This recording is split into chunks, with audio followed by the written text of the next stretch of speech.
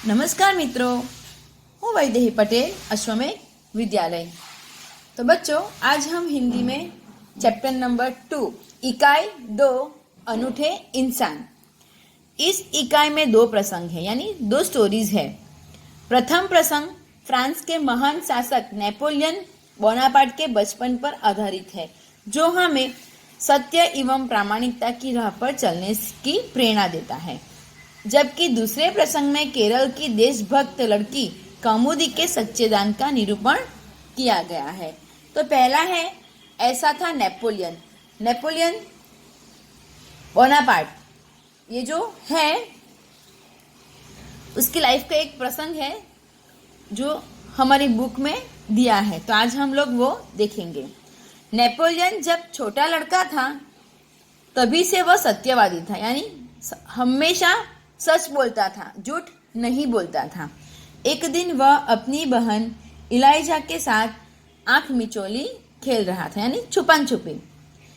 Elijah छिपी थी और नेपोलियन उसे ढूंढने के लिए इधर उधर दौड़ रहा था। अचानक वह एक लड़की से जा टकराया। लड़की अमरूद बेचने के लिए ले जा रही थी। नेपोलियन के टकराने से लड़के की टोकरी नीचे गिर पड़ी। कीचड़ होने के कारण उसके सारे अमरूद खराब हो गए। वह रोती हुई कहने लगी, अब माँ को मैं क्या जवाब दूंगी। इलाइजा कहने लगी, चलो भैया, हम यहाँ से भाग चले। नहीं बहन, हमारे कारण ही तो इसकी हानि हुई है।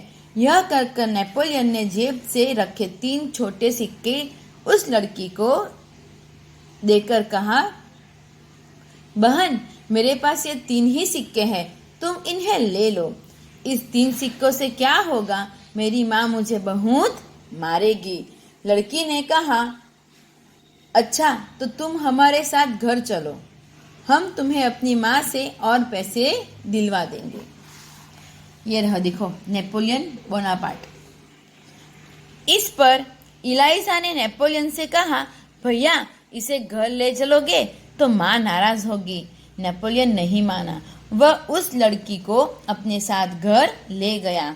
माँ को घटना की जानकारी देकर वह बोला, माँ, आप मुझे तो जेब खर्च देती है, यानी पॉकेट मनी, उसमें से इस लड़की को पैसे दे दीजिए।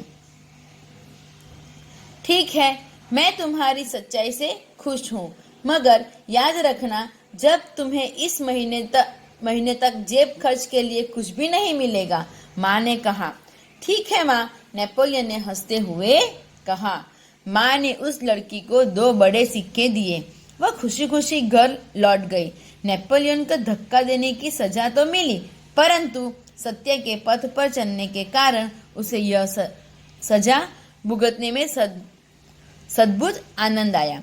वास्तव में नेपोलियन सच्चाई के पथ पर चलने वाला इंसान था। बचपन से ही उसे खुद पर दृढ़ विश्वास था और दृढ़ इच्छा शक्ति थी। तो पहला था नेपोलियन का प्रसंग। अभी दूसरा आएगा, सच्चा दान। ये है गांधी बापू। तो हम लोग देखते हैं इसमें क्या होता है। चित्र में आप देख सकते हो, गांधी बापू है, यहाँ पे एक लड़की है, यहाँ से बहुत सारे औरत है, और गांधी बापू के पास में बहुत सारे गहने रखे हुए हैं, है ना। चलो आगे हम लोग देखते हैं। मालबार यानी केरल की बात है। वहाँ बडगरा नाम के एक गांव में सभा का आयोजन किया गया था। गांधी जी ने अपने भाषण में सभा के उपस्थित सभी बहनों से जेवरों की भीख मांगी। बहुत सी वस्तुएं भेंट में मिली। अपना भाषण समाप्त करके गांधी जी उनको नीलाम करने लगे। उसी समय कौमुदी नाम की 16 वर्ष की एक कन्या धीरे से मंच पर चढ़ गई। उसने एक हाथ की सोने की चूड़ी उतारी और उसे गांधी जी को देते हुए बोली, क्या आप मुझे अपने हस्ताक्षर देंगे। गांधी जी हस्ताक्षर कर ही रहे थे कि उसने दूसरे हाथ की चूड़ी भी उतार दी। यह देखकर गांधी जी ने कहा, अरे पगली लड़की, दोनों चूड़ियां देने की जरूरत नहीं है, एक ही चूड़ी लेकर मैं तुम्हें अपने हस्ताक्षर दे दूंगा। इसके उत्तर में कौमुदी ने अपने गले का स्वर्ण हार उतार लिया। गांधी जी ने पूछा, तुमने अपने माता पिता से आज्ञा ले ली है ना? बिना कोई उत्तर दिए उसने कानों में से रत्न जड़ित बूंदे भी निकाल दी। गांधी जी ने पूछा, तुमने इन आभूषणों को देने के लिए अपने माता पिता से आज्ञा ले ली है ना? कौमुदी कुछ उत्तर देती इससे पहले ही किसी ने कहा, इसके पिता तो यही है ना? मानपत्रों की नीलामी में वही तो बोली लगाकर आपकी मदद कर रहे हैं। अब गांधी जी ने कौमुदी से कहा, तुम्हें यह तो मालूम होगा ही कि ये गहने दे देने के बाद तुम फिर नए गहने नहीं बनवा सकोगी। कौमुदी ने यह शर्त दृढ़तापूर्वक स्वीकार कर ली। गांधी जी ने हस्ताक्षर करने के बाद यह वाक्य लिख दिया, तुम्हारे इन आभूषणों की अपेक्षा तुम्हारा त्याग ही सच्चा आभूषण है। सच है, देश प्रेम से बढ़कर कुछ नहीं है। तो फ्रेंड्स, आज शब्दार्थ आपको नोटबुक में लिखने हैं। अभ्यास में हम लोग देखेंगे। तो अभ्यास में पहला है कि नेपोलियन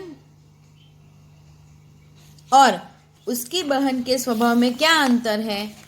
तो नेपोलियन सच बोलने से डरता नहीं था, उसमें सच्चाई का सामना करने का साहस था। अपने कारण हुई दूसरे की हानि वह सहन नहीं कर सकता था। उसकी बहन का चरित्र उसके विपरीत था। वह डरपोक थी और सच्चाई का सामना नहीं कर सकती थी। वह झूठ बोलकर सच्चाई से बच निकलने में ही अपनी भलाई मानती थी। आगे, आप नेपोलियन की जगह होते तो क्या करते? तो फ्रेंड्स, ये आपको खुद लिखना है। आप अपने जेब खर्च का उपयोग किस प्रकार करते हैं वो तो आपको पता होगा, तो आपको खुद ये लिखना है। बापू के बारे में आप क्या जानते हैं? हाँ, तो बापू के बारे में हम लोग क्या जानते हैं कि बापू का नाम मोहनदास करमचंद गांधी था। लोग उन्हें महात्मा गांधी के नाम से जानते हैं। महात्मा गांधी जी ने देश की आज़ादी के लिए अंग्रेजों से लंबी लड़ाई की। वे अनेक बार जेल गए। उन्होंने कई सत्याग्रह किए। आज़ादी की लड़ाई में देश की जनता ने उनका पूरा साथ दिया। लोगों ने उन्हें राष्ट्रपिता का सम्मान दिया। 15 अगस्त 1947 को हमारा देश स्वतंत्र हुआ।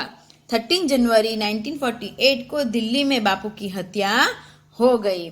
बापू ने हमें शांति, प्रेम और अहिंसा का संदेश दिया। उनकी समाधि राजघाट के नाम से प्रसिद्ध है। पांचवा है, बापू धन क्यों इकट्ठा कर रहे थे? तो उस समय देश में आज़ादी के लिए आंदोलन चल रहा था। बापू उसके नेता थे। आंदोलन के लिए धन की जरूरत पड़ती थी। बापू यह धन कहाँ से ले आते?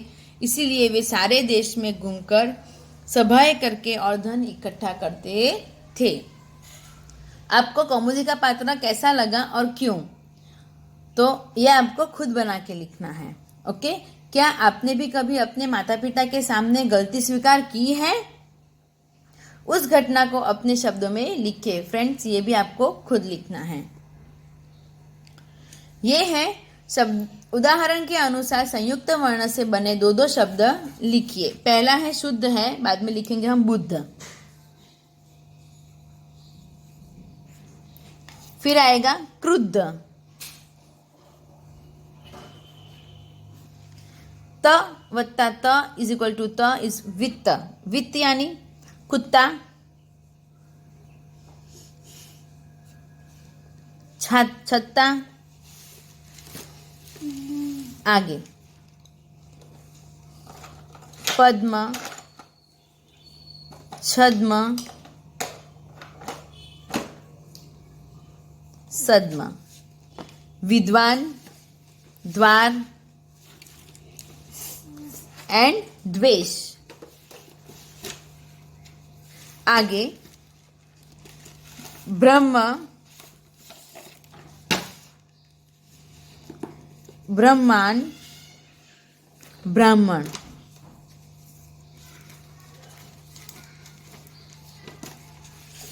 निम्नलिखित विषय पर चर्चा कीजिए। यह आपको फ्रेंड्स खुद लिखना है। नीचे संज्ञा से बनने वाले विशेषण शब्द दिए गए हैं, उसका वाक्य में प्रयोग करके लिखिए। तो क्या आएगा बच्चों?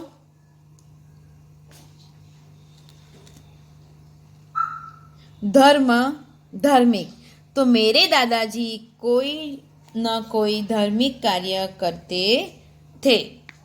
रंग, तो क्या आएगा? रंगीन। तो रंगीन का वाक्य प्रयोग करना है। शीला रंगीन कपड़े पसंद करती है। उसी तरह फ्रेंड्स, आपको ये सब वाक्य में प्रयोग करना है विशेषण का। उदाहरण के अनुसार लिंग परिवर्तन कीजिए। तो क्या आएगा?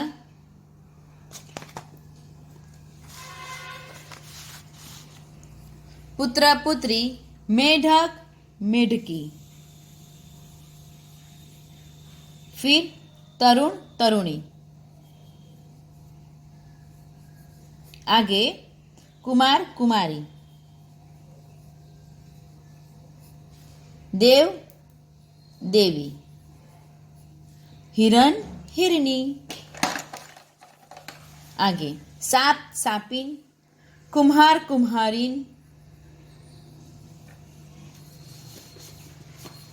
नाग नागिन, बग बघिन,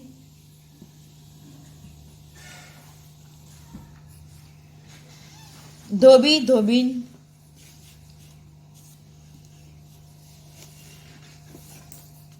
ग्वाला ग्वालिन। आगे मोर मोरिन मोरनी, शेर शेरनी। लिंग परिवर्तन करना है बच्चों। जादूगर जादूगरनी,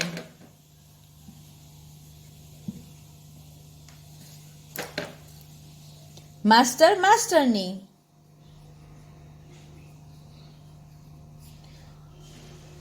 ये है पुल्लिंग, ये है स्त्रीलिंग। डॉक्टर डॉक्टरनी, ऊंट ऊंटनी। ओके, आगे देखते हैं।